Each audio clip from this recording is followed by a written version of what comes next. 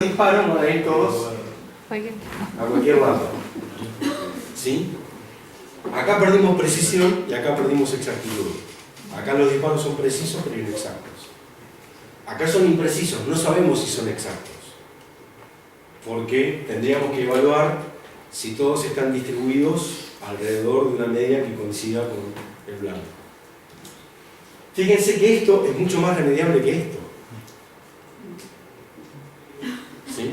Esto yo lo puedo ajustar típicamente cambiando algún parámetro del sistema. ¿Sí?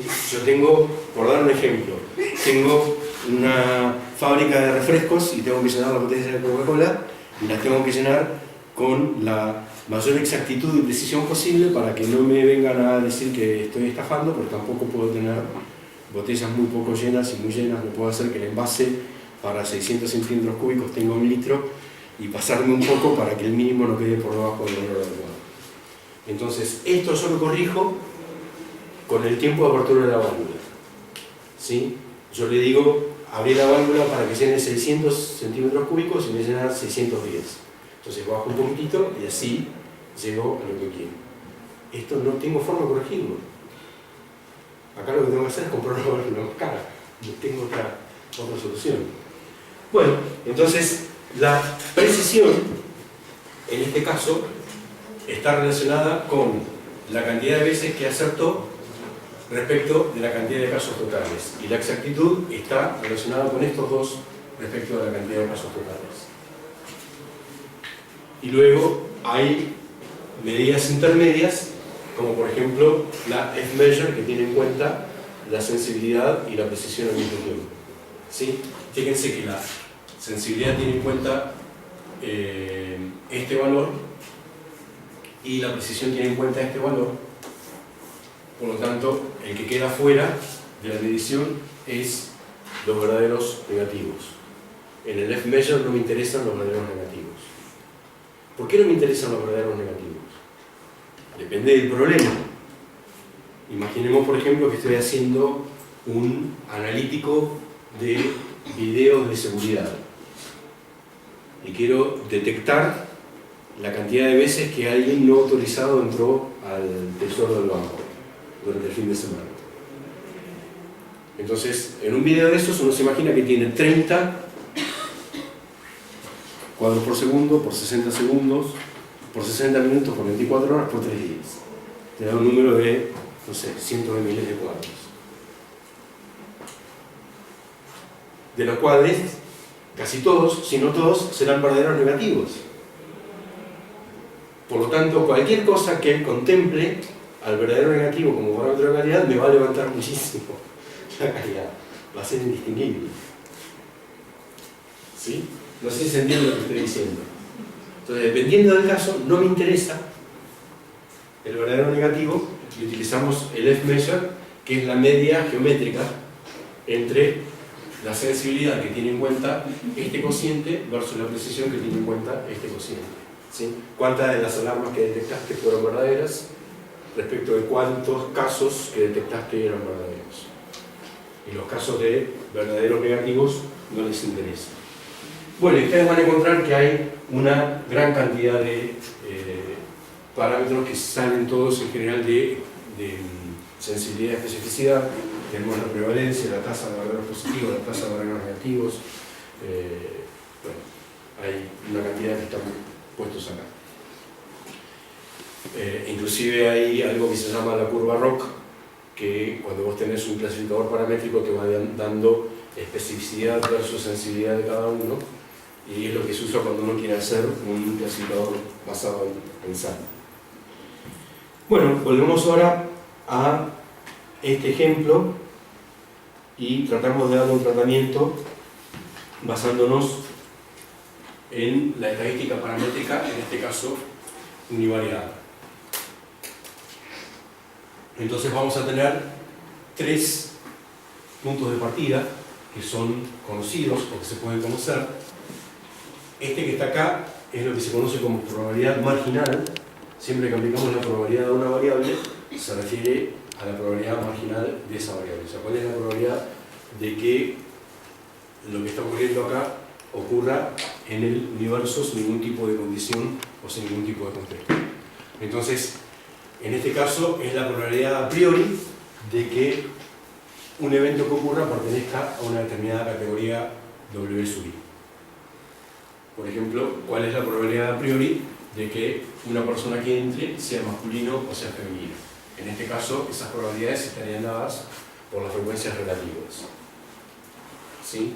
Yo, antes de hacer mi clasificador, hago un sondeo supervisado, cuento la cantidad de personas que van a una determinada tienda y establezco esas probabilidades.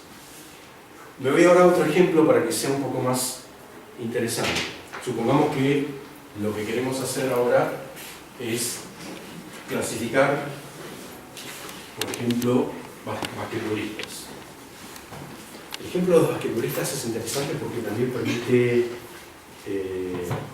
tematizar otra cuestión, que es el tema de los atípicos. ¿Por qué? Porque un atípico...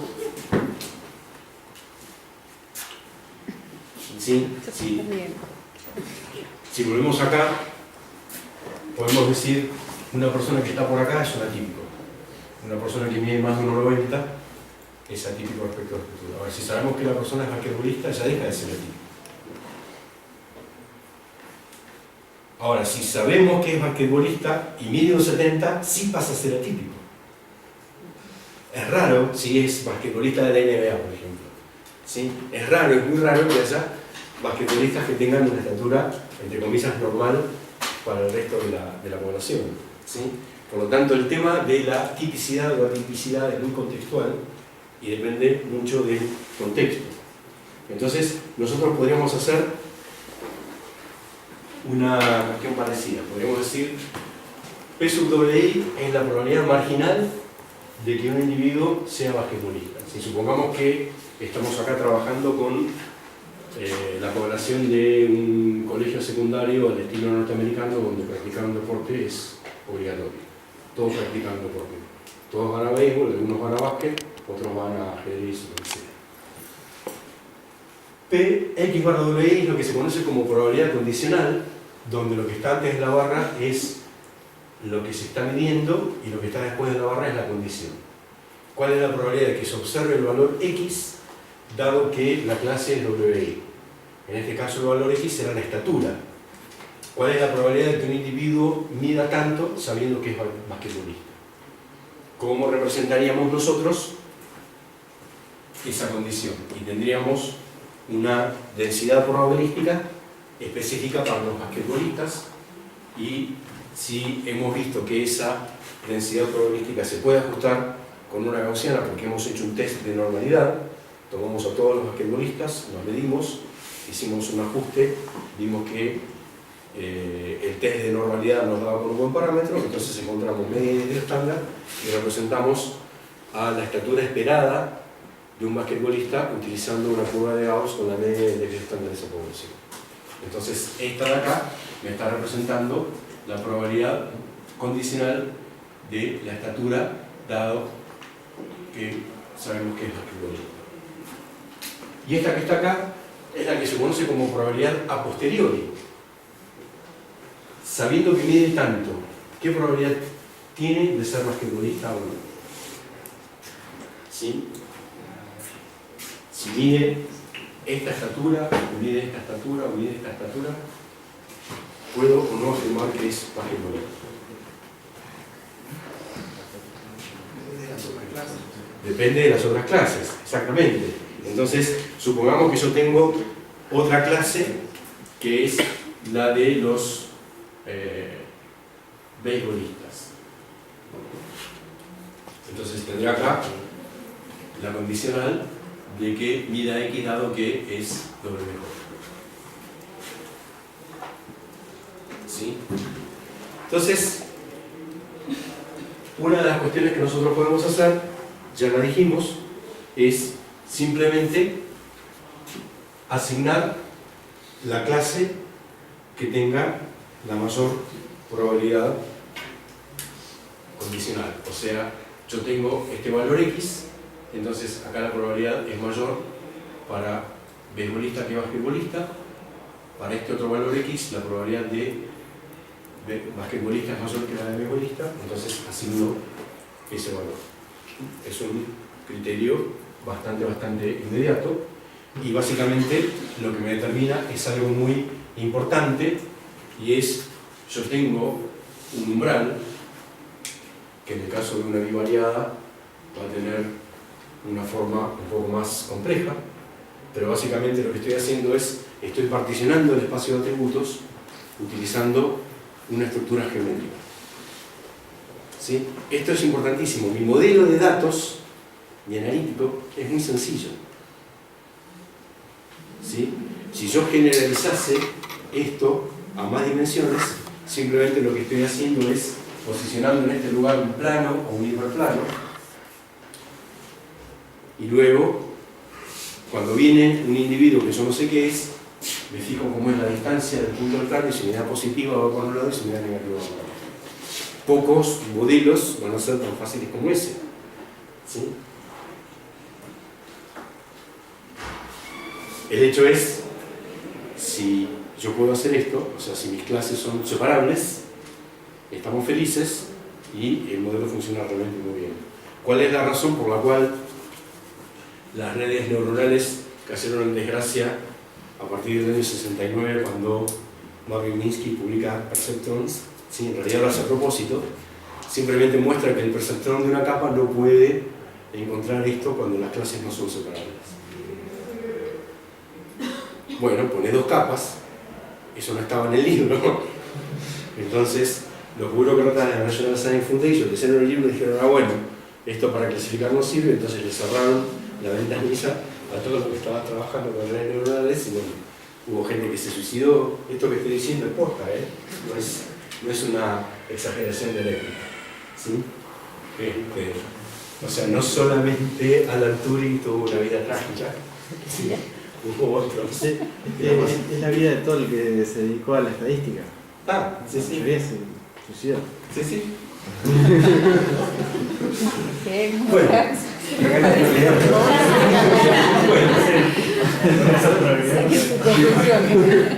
No solamente me da un modelo muy sencillo, sino que me da un modelo que me permite estimar el error relativamente muy bien, porque el error simplemente sale de 1 menos la probabilidad. O sea, la probabilidad de cometer un error es 1 menos la probabilidad de acertar, que es 1 menos la probabilidad condicional que nosotros tenemos.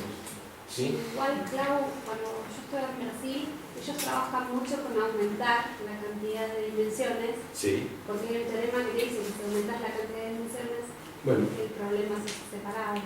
Sí, sí, ese es el truco básico de la Support Vector Machine, donde lo que vos haces es, lo vamos a decir muy por arriba, pero bueno, la idea es, yo lo que hago, supongamos que lo que yo tengo son, por ejemplo, un ejemplo unidimensional. Entonces tengo la categoría A, está distribuida de esta forma, suponemos, y la categoría B está distribuida de esta forma. Entonces, bueno, yo sé que más o menos por acá pongo un umbral y minimizo el error, pero sé que estoy cometiendo algún tipo de error. Entonces, básicamente la idea es, yo puedo tomar estos puntos como centros de funciones en un espacio de dimensiones más ancho, más grande. ¿Sí? Supongamos que a cada uno de estos lo represento como una esfera en un espacio 3D, utilizando el valor del dato como algo que me dé la posición en el radio o algo por el estilo. ¿Sí? La esfera en este caso sería la función kernel. Se utilizan otro tipo de funciones kernel, gaussiana, exponencial, logística, ¿sí? Pero básicamente lo que termina pasando es, uno juega con esas funciones kernel y termina generando en un espacio de más dimensiones algo que es separable, y encima no solamente es separable, sino que hay un margen de separabilidad que a veces es generosísimo. ¿Sí? Ese es el truco básico de las Support Vector Machines. Lo que se hace en redes neuronales a veces va por ese lado, cuando yo quiero tener una capa que en vez de computar productos escalares compute cosas más complejas, pero otra cosa que se puede hacer es, en vez de tener una capa, tengo dos. ¿Sí? Entonces, en base a eso, estoy en condiciones de preseparar los datos y luego la segunda capa sí los puede separar de una manera más adecuada. Bueno, como decíamos, tenemos este ejemplo, tenemos esos histogramas y vemos que cometemos un cierto error. Entonces, supongamos que ahora enriquecemos nuestro dataset pasándolo a 2 dimensiones, donde vemos que además hay una diferencia en el color. Supongamos que nuestra cámara captura el RGB y vemos que, por ejemplo, la media del verde de las mandarinas es 23% y la media del verde de las naranjas es 46%. Entonces pasaríamos a tener una función separadora como esa que está ahí, donde estamos teniendo en cuenta el área, que no discriminaba muy bien, porque si yo discrimino solamente por área, estoy cometiendo error, ponga donde ponga, sino también por la cantidad de verde. Estoy haciendo una función discriminante que es un poco más adecuada.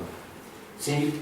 El hecho concreto es, básicamente, lo que estoy haciendo es pasando mi modelo a un modelo donde la función de distancia que yo estoy aplicando depende de las dimensiones que yo tengo en cada uno de los casos.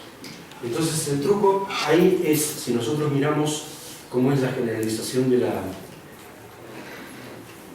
gaussiana, el truco es utilizar como métrica ni la distancia euclídea, ni la distancia norma 1, ni la distancia norma infinita, etcétera, etcétera, sino utilizar la inversa de la matriz de covariancia. ¿Por qué? Porque la inversa de la matriz de covariancia básicamente lo que hace es distorsionar el espacio en términos de la variabilidad de los datos. ¿Sí? Yo puedo tener, para que se entienda, ¿no es cierto? Puedo tener, esta es una de las clases y esta es otra de las clases. ¿Sí? Acá está el centroide de la clase 1, acá está el centroide de la clase 2. Entonces yo me doy cuenta que medir la distancia ponderando esta dirección en el espacio, igual que esta dirección en el espacio, es un error, porque cuanto más diferentes son así, menos impacta, y cuanto más diferentes son así, más impacta. Entonces mi idea es, distorsiono la métrica del espacio, esto sigue siendo una distancia, sigue obedeciendo que la distancia de A es igual a 0, que la distancia de AB es igual a la de BA, y sigue obedeciendo la distancia del triángulo, la desigualdad del triángulo, que sigue siendo una métrica. Entonces yo directamente lo que hago es pondero a la distancia por la inversa de la matriz de covariancia. Eso es lo que se conoce como la distancia de Mahalanobis, que fue el estadístico indio que la propuso en la década del 50 o algo por el estilo. Entonces, ahora yo lo que hago es directamente asigno la clase al evento que observo, viene este chiquito, entonces me fijo cuánto es la distancia de Mahalanobis a este centroide, cuánto es la distancia de Mahalanobis a este centroide, y al que sea más pequeño, a ese le asigno. Entonces, por ejemplo, un punto por acá, ¿sí? O inclusive por acá, puede parecer que está más lejos de este que de este, pero la distancia de Mahalanobis por acá es poca y la distancia de Mahalanobis por acá es mucha.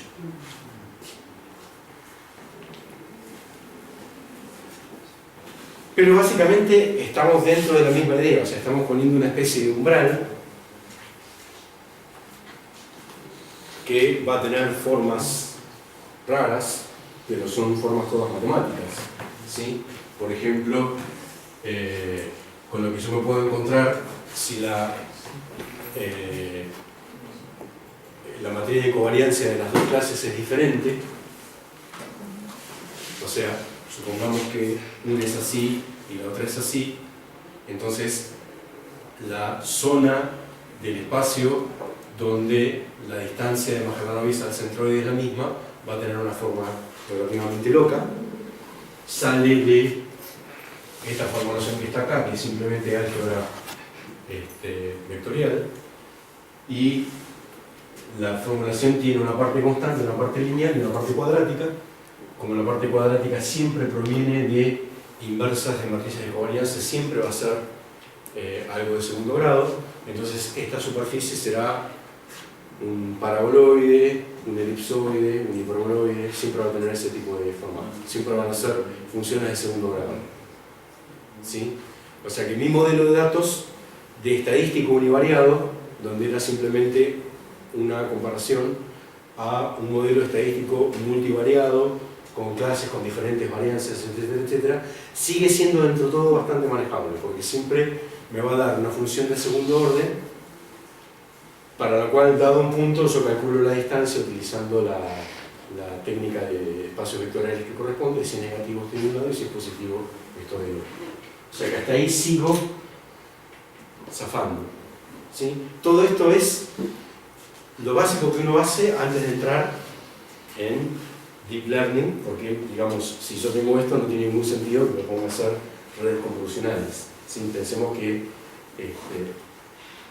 la cosa es muy compleja. Esta sería una posible visualización de lo que ocurriría en un caso como el anterior. Yo tendría una especie de superficie de segundo grado que sería la que me estaría separando una cosa de la otra. Luego, ya casi para terminar con esta parte, tenemos la clasificación bayesiana, para la cual tenemos el costo de las clasificaciones. Entonces, esto que está acá, que en el caso de tener dos categorías sería falso positivo, falso negativo, perdón, verdadero positivo, verdadero negativo, va a tener un costo cero. Y cada vez que yo tengo una clasificación equivocada, pera por manzana, frutilla por lo que sea, voy a tener un determinado costo. Mayor que cero y en general diferente del costo de la clasificación simétrica. ¿Sí? Clasificar pera por manzana tiene un costo, clasificar manzana por pera tiene otro costo.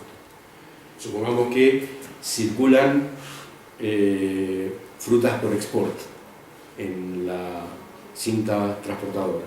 Entonces mi brazo robótico tiene que colocar las que son for export en una canastita, las que son para consumo interno en otra canastita, las que son para hacer jugo y sidra en otra canastita y las que van a los chiqueros en otra canastita. Entonces, cambiar la canastita que corresponde a una manzana en particular va a tener un costo. ¿Sí? Poner una manzana for export para dársela al chiquero es algo que yo podría haber vendido por $1, no lo estoy vendiendo, prácticamente lo estoy regalando. Tiene ese costo, ¿sí? El ROI. Y el ROI, que es poner una manzana de chiquero en la canasta de for export, tiene otro costo y es que el container, cuando llegue al conspicuo mercado europeo, lo van a abrir y van a decir, estos otra vez me están estafando, me devuelven el container y nunca más lo voy a hablar. Va a tener un costo millonario. En precios, fama, logística, etcétera, etcétera. ¿Sí? Esa es la idea. Entonces yo tengo esa matriz de costos, que va a tener ceros en la diagonal, y lo que hago es encontrar una función de costo que tiene en cuenta varias cosas.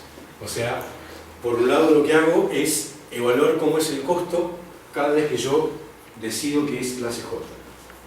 Cada vez que yo decido que es clase J, tengo que poner el costo de la clase real de ahí, y yo la clasifico como J, donde ahí puede ser J también, o sea, ahí voy a tener costo cero, no importa, y todas las otras clases multiplicado por la probabilidad condicional de que pertenezca a la clase I, dado que su observable es X, el tamaño, el color, etcétera, etcétera. O sea, ¿cuántas veces una manzana con determinadas características pertenece a la determinada clase multiplicado por el costo de la clase real siendo clasificada como clase J me da el costo marginal del clasificador por J. Luego tengo que hacer algo que es un poco más complejo, que es tratar de evaluar cómo están distribuidas las manzanas entre sí. O sea, lo que tengo que hacer es evaluar cómo está distribuida la población de manzanas por color, tamaño, etcétera, etcétera. Eso me va a dar el área, por decirlo de alguna manera, o el volumen dentro del espacio de posibles manzanas. Y finalmente voy a tener el costo total, que es la sumatoria de todos los costos para cada uno de los clasificadores. Eso es lo que yo quiero minimizar. Bueno, para minimizar esto, que como vemos va a tener varias veces el producto de la probabilidad condicional de que la manzana pertenezca a una determinada clase por la probabilidad a priori de la manzana, para eso aparece el teorema de Bayes, ¿sí? que básicamente lo que me dice es ese producto es igual al producto de la probabilidad de que la manzana pertenezca a una clase, o sea, juntar a todos tus peritos y pedirle a tus peritos que te den una población de manzanas por export. Otra que te dé una población de manzanas para consumo interno. Otra que te dé una población de tal y tal cosa, y en base a eso hace estas estadísticas condicionales. Cómo están distribuidos los features, los atributos de la manzana que pertenecen a cada una de las categorías. Eso sí lo puedo conocer. Y también puedo conocer con qué frecuencia o con qué frecuencia relativa mis manzanas son de una u otra categoría. O sea que esta parte de la sumatoria que yo no conozco, la puedo sacar gracias al teorema de Bayes con estas dos cosas que sí puedo conocer porque es algo que las observo. Bueno, finalmente mi estrategia de clasificación es asignar a una manzana cualquiera a la categoría que me minimice el costo. ¿Sí? ¿Cuál es la categoría que, dada esta manzana que estoy observando, minimizaría mi costo? ¿Sí? Por ejemplo, si yo tengo dudas entre qué es for export o para chiquero, probablemente como el costo del error para un lado es mucho mayor que el costo del error para el otro, ese umbral se va a acordar muchísimo. Voy a tener que estar muy seguro, ¿sí? La especificidad va a ser muy alta de que la manzana es for export. ¿Por qué? Porque al haber puesto un costo muy alto ahí, estoy obligando a que el umbral se corra muy para el lado de la seguridad. Bueno, todo esto que estoy diciendo está todo bibliotecizado por hoy. O sea, básicamente uno tiene que tener idea de lo que estamos haciendo. ¿Cómo es la regresión logística? La regresión logística, al margen de su nombre, es también un clasificador. Solamente que el clasificador utiliza una función subyacente que es diferente a la gaussiana. Utiliza una función logística. Podríamos hablar. La función logística surge en la ecología como modelo demográfico cuando uno tiene recursos limitados, pero básicamente lo que ocurre es mapea en una sigmoidal. La regresión logística es una función que uno utiliza cuando lo que uno quiere hacer es predecir la probabilidad de un evento por el hecho de que yo no puedo hacer una regresión lineal de una probabilidad porque yo tengo acá los eventos y sus probabilidades relativas. Y si ajusto con una línea recta, puedo tener probabilidades mayores que 1 o menores que 0, lo cual es absurdo.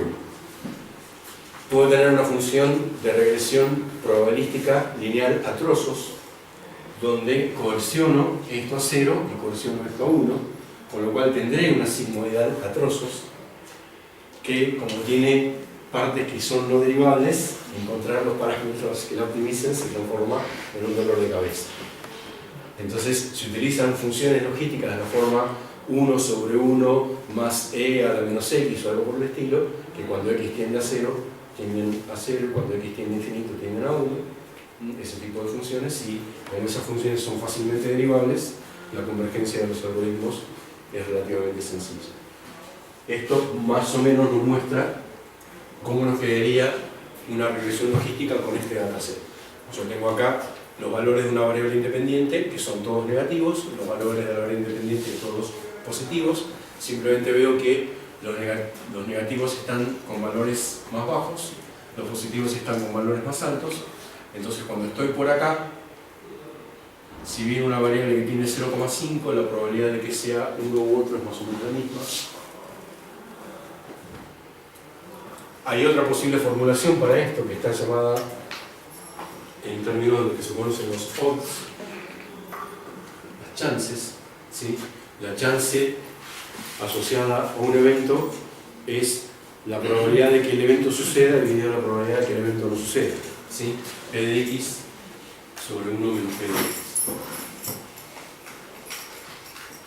Entonces, esto tiende a 0 cuando la probabilidad es 0 y a infinito cuando la probabilidad es 1.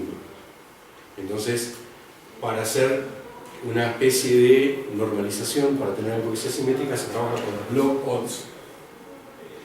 Si yo le aplico el logaritmo a esto, van a ver que esto va a valer 0 cuando la probabilidad es un medio, va a tener un valor negativo cuando la probabilidad es menor de un medio, va a tener un valor positivo cuando la probabilidad es mayor de un medio, y la parte de probabilidad menor y de probabilidad mayor se hace simétrica. Entonces yo puedo hacer un ajuste, o la técnica para poder encontrar esta función de ajuste se hace con el log odds de los eventos.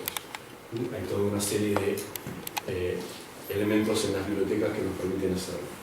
Bueno, otra forma de clasificar, este es el clasificador llamado perezoso en cada vez más cercanos. ¿Por qué? Porque no tiene primer tiempo, no tiene primer contexto, o sea, no hay un proceso de aprendizaje y luego lo pongo en producción. Lo que hago es lo pongo directamente en producción. ¿Sí? No es muy utilizado, pero sí nos va a servir para entender un concepto muy importante, y es